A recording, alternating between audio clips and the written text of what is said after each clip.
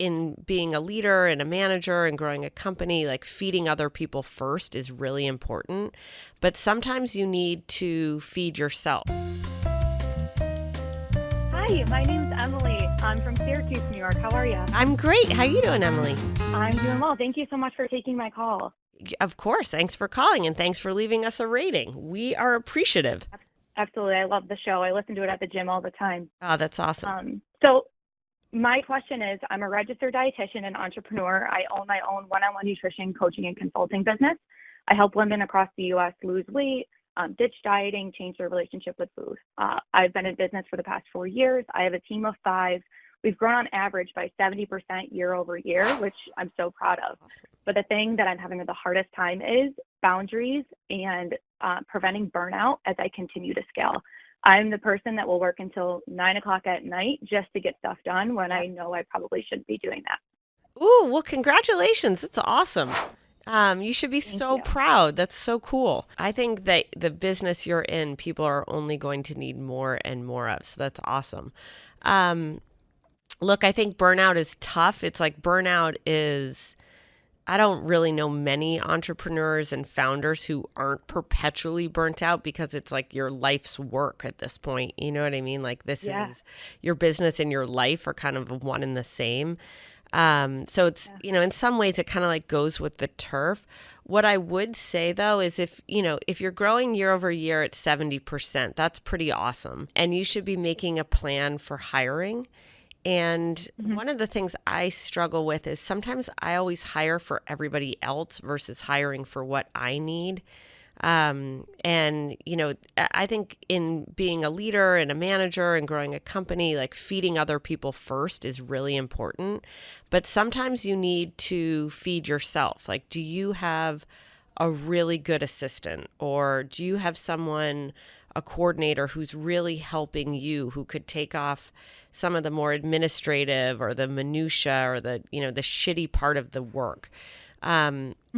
Give them a chance to do something, give them a chance to learn from a great leader, give them a chance to get some experience. But also, I find that it's that kind of stuff that burns you out. Like it's not the part of your job that you love that's burning you out. It's not helping women with their relationship with food. It's not getting new customers, probably. It's not thinking about, being a dietitian and nutrition. It's probably like the more administrative parts of your job that suck. And those are the ones you leave until late at night or the end of the month or, the very last minute. So, I would make sure you have a good hiring plan that helps you. And then I would also, I'm kind of a calendar person. If I put it in my calendar, it's the best chance I have of doing something. So don't be afraid to, hold on, we got a little coffee break, speaking of things that are not dietitian approved. Exactly. This is my third coffee. But I would also try to block out some time where maybe just on your calendar, put a block from 6 to 10 p.m. 3 nights a week. Or make a rule with yourself that, 2 nights, start with 1 night, then add to 2 nights or 3 nights that you're going to go do something, or you're going to take the night off, or you're going to go to bed early, or whatever it may be. Just start to be disciplined about yourself in a way that you're disciplined about your business and everybody else. Think about it almost like if you're putting people on a nutrition plan, or a food plan, they got to follow it. And you've got to have like basics. You have to have the pyramid in it. You need the same thing in running your business. That absolutely makes sense. And I can definitely delegate more to my assistant that I have now and give her more of the stuff that doesn't fill my cup up. Yeah, totally. Give her all that stuff and have her grow. You know what I mean? Have her take on, or him take on, more responsibility.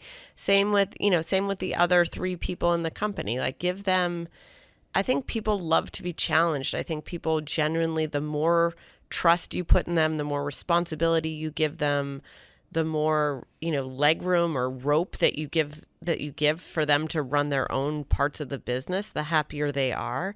And ultimately, the happier you are. Yeah, absolutely. I can definitely do that. Thank you so much. This is so helpful. Thank you. What's a diet tip you're going to give us? Ooh, most people aren't drinking enough water, so try to drink at least half of your weight in water every day, and coffee does not count towards hydration. Half of your weight in water every day? Yep, in ounces, not in cups. Shit. All right. I got work to do. I'm going to go work on that. You work on not working every night. How about that? Thank you. Absolutely. Okay, bye-bye. I'm going to talk to you quickly about Everlywell.com. If you go to Everlywell.com, Everlywell, you can get an at-home diagnostic test which can help you figure out what the fuck is going on with you. So you think that you have a food allergy? Go to Everlywell.com. The test gets mailed to you. You take it. You mail it back to them, prepackaged envelope, super easy. Boop, you just drop it in the mail. And then a clinician writes you and gives you the results of your test. So I don't know about you, it's a pain in the ass to get a doctor's appointment. I tried to get a doctor's appointment last week, and the good people at the reception desk were like, hey, yeah, you can come in and see us, but you can come in at the end of October. And I was like, I'm not feeling so good right now. So if you go to Everlywell.com, you can get a test. You want a test to see if you have celiac disease. You want to understand if you have a food allergy. I got the women's health test. You take the test, you mail it back. A clinician sends you what your results are, and it gives you that much more information about your health. So to do all that, you can get 20% off if you go to everlywell.com/token. That's 20% off if you go to everlywell.com/token. This is Erika. Can you hear me? Yeah. Can you hear me? This is Helen. Hi, Helen. How you doing? I'm good. How are you? I'm good. What's going on? Yes, so I wanted to get your advice on some marketing strategies for my small business. So I own a local clothing rental service. It's like a local Rent the Runway in Charlotte, North Carolina. I love that. My corporate job. Thank you. Thanks. Or people like compare it to Rent a Swag from Parks and Rec, but either one. But I quit my full-time job to do it full-time in April, so it's been like 6 months of doing this full-time. And I'm still trying to grow the business and all that stuff. I launched it online only. It was like during the pandemic, so I had a Shopify store. People would order. I would deliver their orders to their house, direct, like in Charlotte only. Recently, I've moved to a warehouse space where people can come try things on. So we have like this interesting combination of like e-commerce and brick and mortar retail. And we only service Charlotte, North Carolina. And I kind of want to keep that like combination between like digital and Sure. physical retail. Yep. And just because like all of the, I guess, traditional like ways to market for e-commerce are changing with like all the iOS and I don't know, Instagram and ad changes.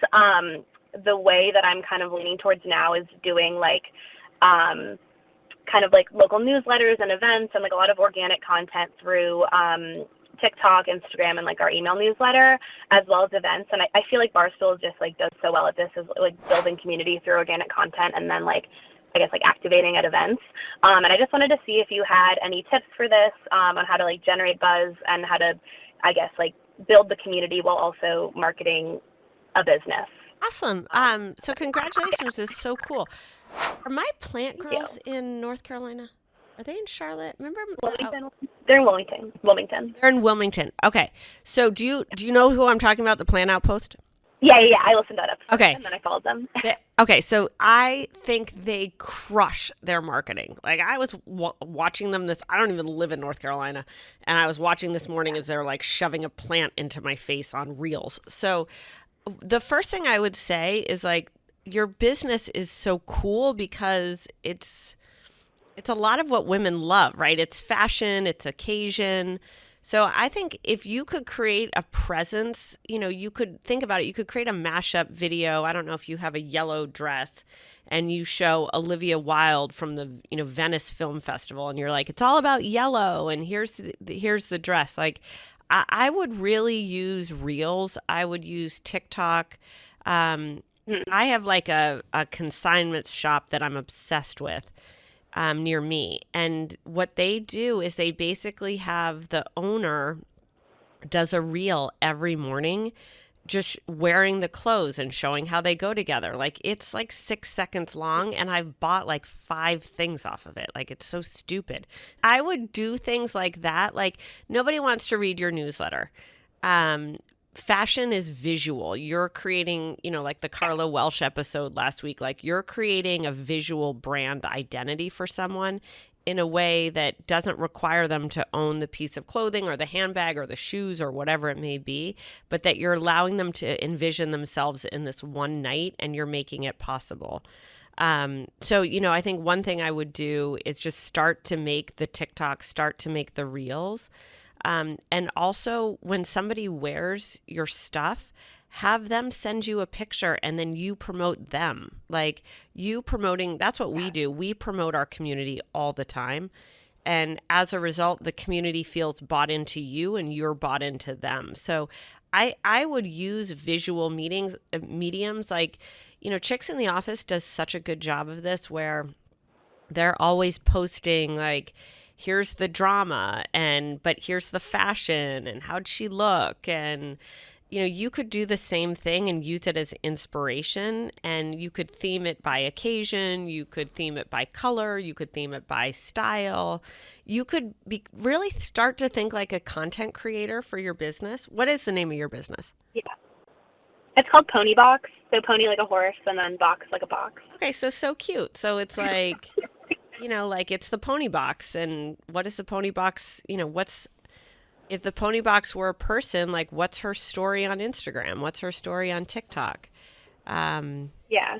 What do people look like when they've been at the Pony Box, Yeah, and people do tag us a lot and we will reshare it, and that's been good. And I've like had the TikTok since I started the business, and the stuff that's like done really well, and maybe I still need to like work on how I like me just showing the clothes doesn't always do as well, but it's like a lot. I've made videos of like things to do in Charlotte where you could wear this out. Like, 100%.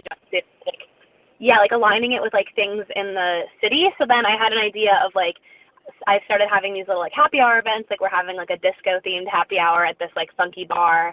And people can like rent clothes to wear it to that. And I haven't like, we're doing the first one this month, but I guess I just wanted to see if you had like any tips on like how to like really build that community through like online, and then also having in-person events with it too, just because like we are local, so we have that advantage. You're doing 100% the right things. I would pretend you have your own magazine, like start programming, post like 5 times a day. Like your Vogue in, Charlotte. I love Charlotte, North Carolina. Start thinking like a magazine editor, like just like you're publishing, you should be publishing 5 things a day. Yeah, I'm going to work on increasing the volume of that. But if you increase the volume and think like an editor, then your business will crush it.